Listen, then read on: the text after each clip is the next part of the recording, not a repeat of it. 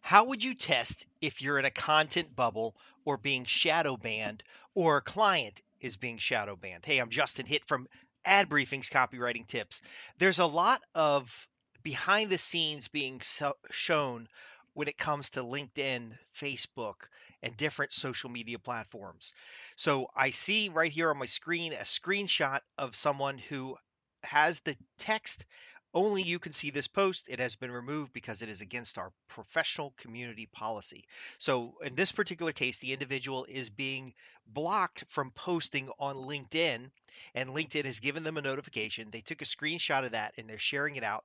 So, LinkedIn has deemed their content to be inappropriate for their platform and has banned their content. Now, this just happens to be a pretty popular a financial analyst who writes a lot about social conditions and financial topics. But the financial topics are just barely a step above what you can get for free, and they are not controversial in any way. But they do talk against what is the common culture of really playing a victim. So she is describing more being a victor. She's more of a devil's advocate of what is considered to be a common term. Definitely not controversial. However, she's being blocked. And this raised a question in my mind.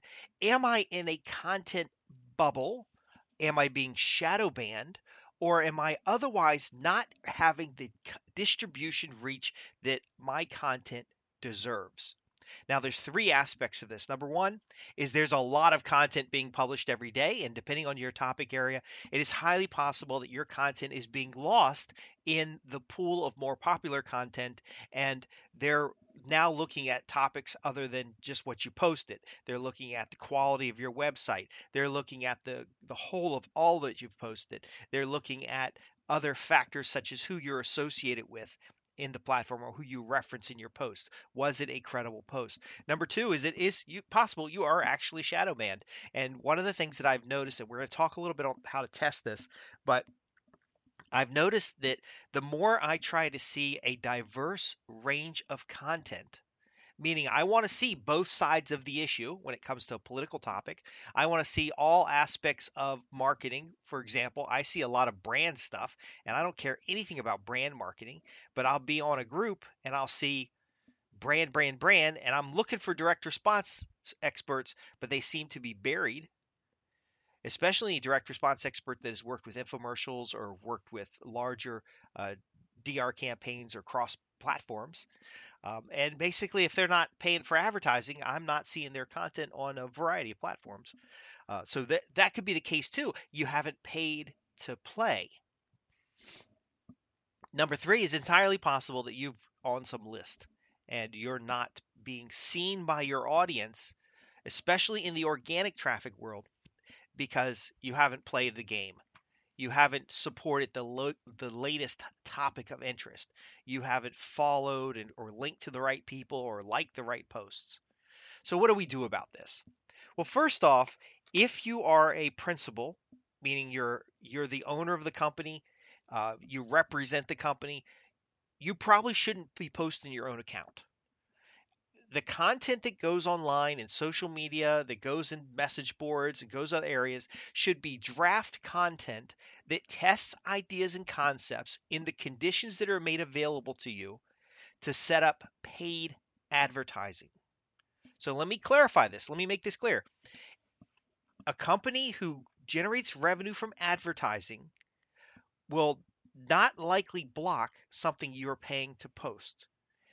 And if you're the principal on the account, you shouldn't be posting off your own account the advertising. You should be an individual. That character that you represent is you as an individual, but your business account or the account through an agency needs to be taking the topics and ideas and concepts that are most valuable to your target audience and presenting them as ads. Now, you may be saying, well, Justin, if they're going to block my content, topic content that I'm posting on my personal account, then they'll definitely block it if I'm trying to advertise it because they hate the topic. No, remember, anyone can be persuaded with money. Anyone who, if you're following their goal and objective, which these social media platforms, their goals are to generate advertising revenue, they will play the game. Now, you might have conservative right wing content that's being blocked and being shadow banned, and you need to move to some other platform. Maybe, but how do you know that? So we test. So you can post whatever topic you want on your personal account. Some of it will be banned and some of it won't. But you're going to keep track of the number of engagements, the reach, all that information. Once you develop a profile for what is gaining the best reach, because the social media platform is signaling to you that they're okay with that content, then you're going to develop 3 to 5 lead generation campaigns around those topics, or even 3 to 5 lead generation ads, and you're going to pay to run those ads, driving people to an opt in page to put people on your mailing list. Now, why is this important?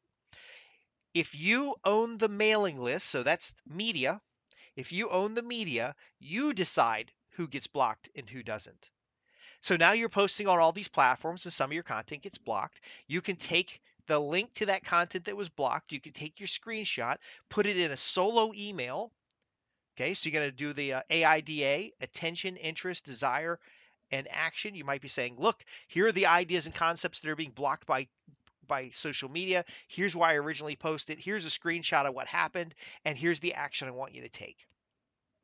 Because they're on your email list, and I want you to expand that beyond email, because again, your email provider can get shut down, something can happen.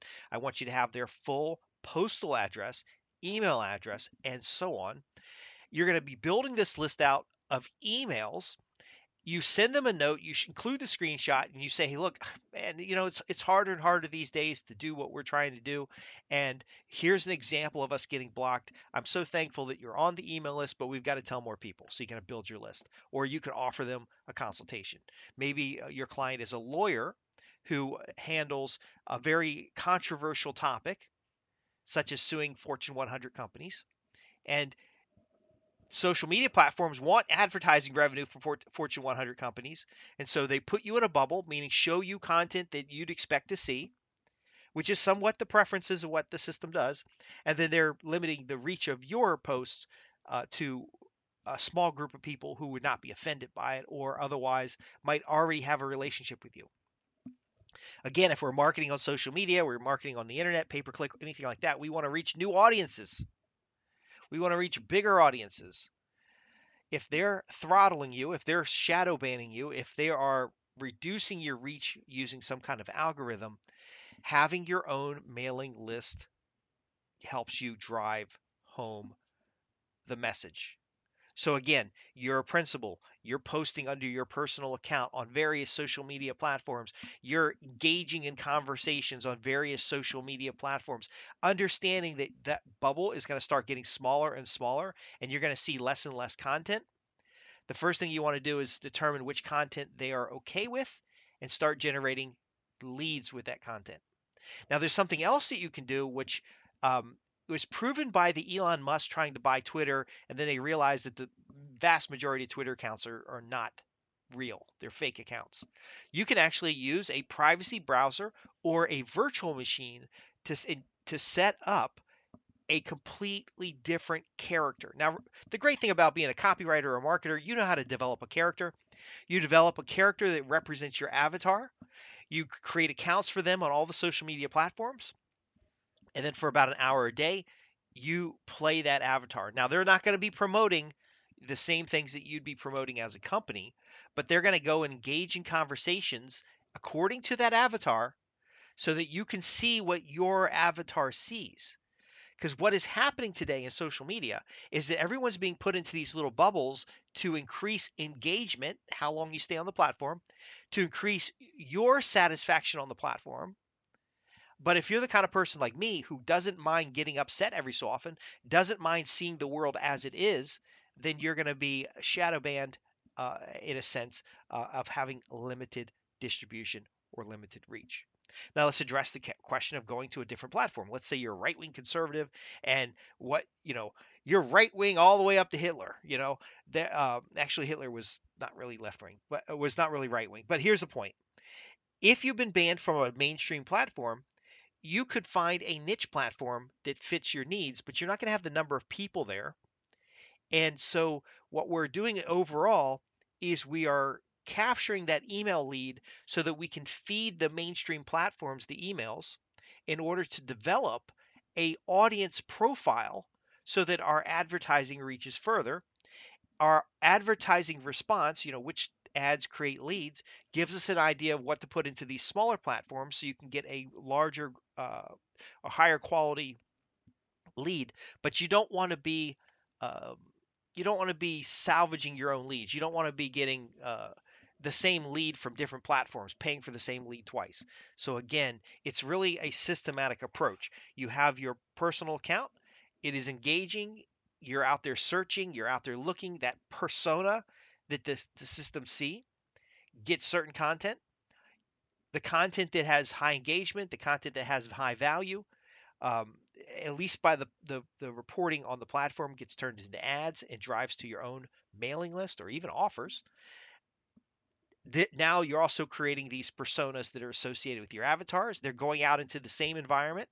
They're seeing the world differently. They're not necessarily even connecting with you as a presenter. What you'll likely notice is you'll have an avatar, a perfect match for your audience, and they'll never organically see the content that you post. But it's a way of auditing the system. Because if you're not seeing the pay-per-click ads either, then you know these ads are not really doing anything, and then you're going to start looking for those niche medium. If you find enough niche medium, you want to make sure that you're not salvaging leads or paying for the same lead more than once.